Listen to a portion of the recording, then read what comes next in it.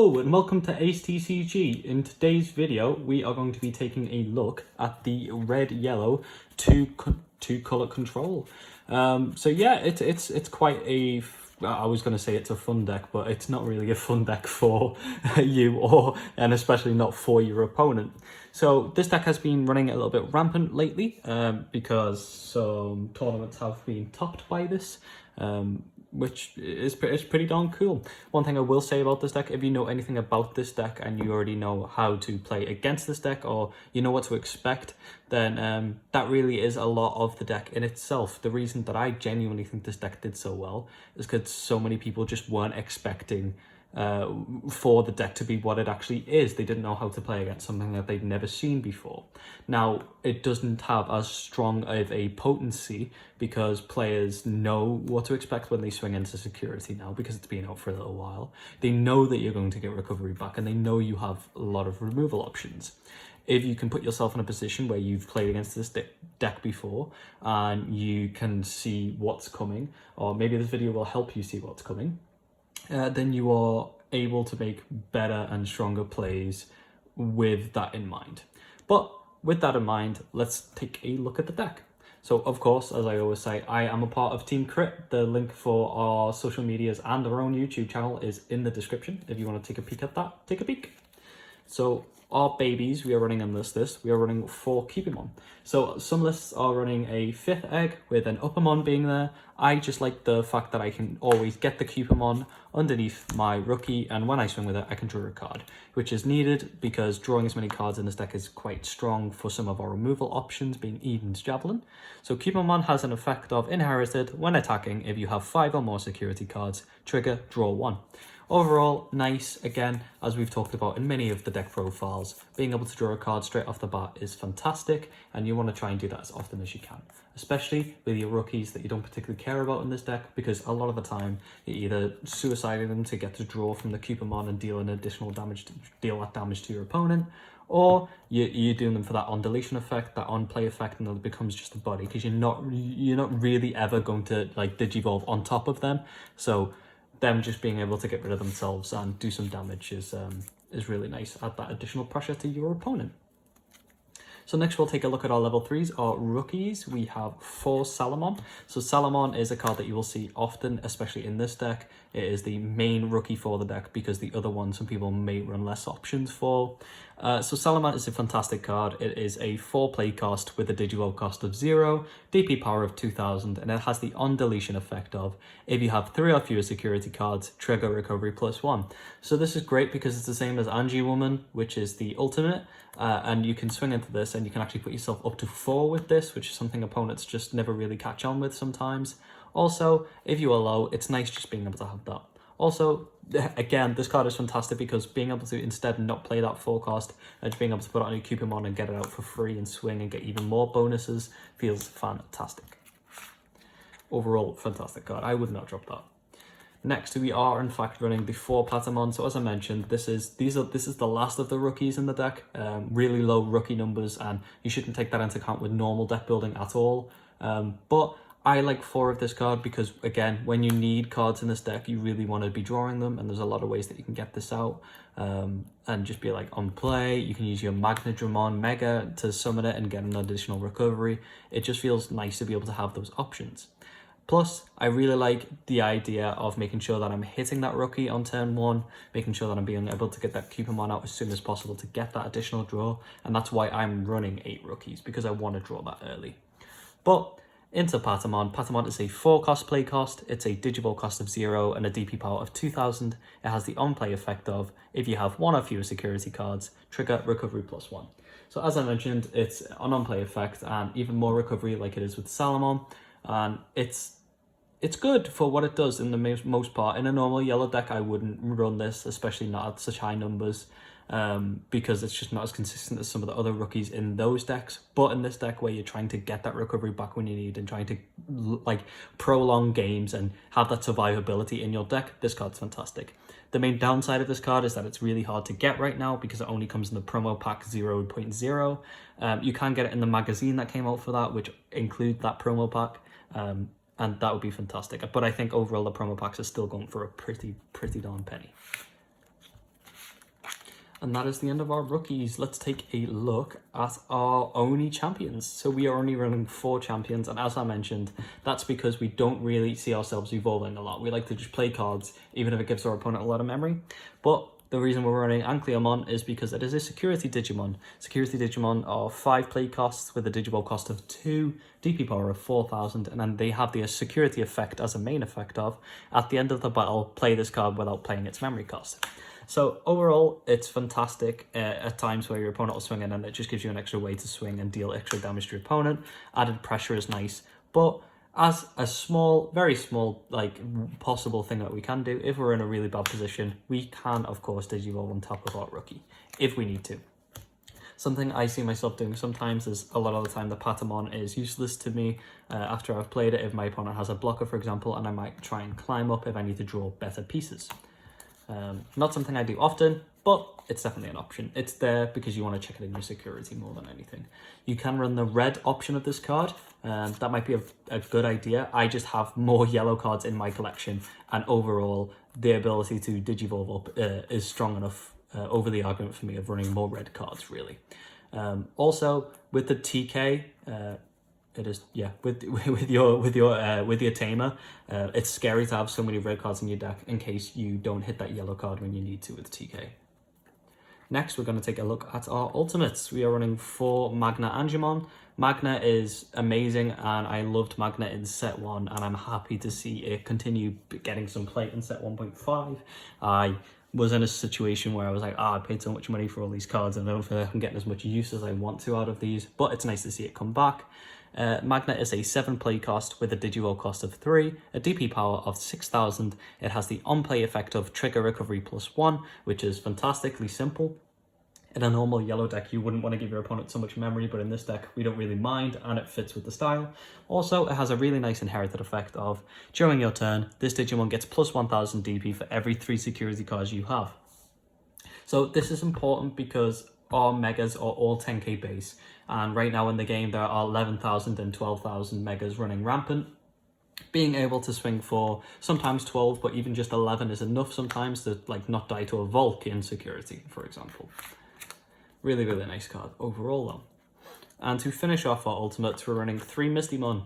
Mistymon is a really, really nice card. It is a 7 cost play cost, again, same as the Magna. You're gonna play on play with this as well. Digivolve cost of 3, which you're never really going to do in this deck, and a DP power of 7,000. It has an on-play effect of 2 of your opponent's Digimon get minus 3,000 DP for the turn.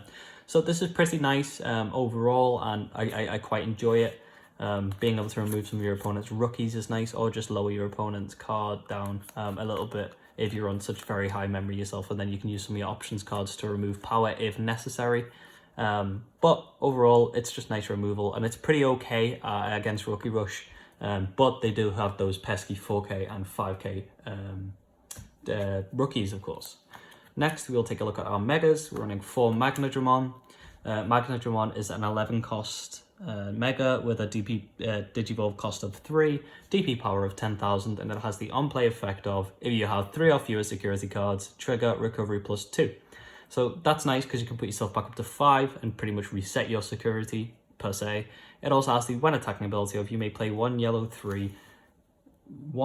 level 3 Digimon card from your hand without paying its memory cost. So I've talked about this card in deck profiles before and how it excites me of set 4 being able to play Lucymon, for example, or the new Rush yellow Digimon, yellow rookie, which would be great. But for now, it's really nice to be able to play a Patamon after you've done this, if your opponent's really chunked you, and you can gain another recovery, or just being able to, because obviously our rookies all cost 4, being able to get one of them out for free is pretty darn nice. Overall, a really nice card and can save the day in times. Continuing our megas, we have 3 Seraphimon. Seraphimon is the SR for yellow from set 1, and I used to love this card then, and I still do now. It has a play cost of 12, Digivolve cost of 3, DP power of 10,000, which we really don't like, but we have to move, and it has the when Digivolving effect of trigger recovery +1. Being able to play out a Magna Angemon, recover, and then the turn after being able to go into this and recover again, and not only that, This also has the during your turn effect of if you have 3 or more security cards, this Digimon gains security attack +1. So this combo is good because if you put yourself to 6 or even 7 with this effect, you can swing for 12 because of Magna Angemon's inherited effect and give yourself some more chance of survivability, which overall you really, really want because you want to try and keep this to stick around and just swing away at security as much as possible. Overall, a really, really nice card. I like it at 3. I've tried it at 4 and it wasn't bad, to be fair, but I wanted some room for some other cards. Speaking of other cards, I'm actually running 2 Volcanic Dramon in this list. So there are other red options that you can run on this. There is a red ultimate, that on play effect, it's a 7 cost, removes a blocker, and that is a card that I might run over this, but I don't have any copies of it. And Volcanic Dramon, for the most part, just does a lot of bits and can be really good in situations. Volcanic Dramon is an 11 play cost with a Digivolve cost of 3, which obviously we're not going to do in this deck. It has DP power of 10,000, and it has security attack +1, and the on-play effect of delete all of your opponent's Digimon with 4,000 DP or less. Really nice against Rookie Rush, really nice just in general against some other things and scenarios. One thing that you need to watch out when you're using this deck is there are options cards in this deck, such as 7 Heavens, which we will go over in a minute, which can remove 10,000 DP from your cards. If you're in the mirror match, every single one of your mega is 10,000, and you playing a card for 11 or 12 or 11, you don't want to play this for 12, by the way. You want to Digivolve with this. But playing these for 11 and then your opponent being able to remove that card for only 7 memory and then being able to develop a card themselves is not good for you. So that is something you need to be wary of.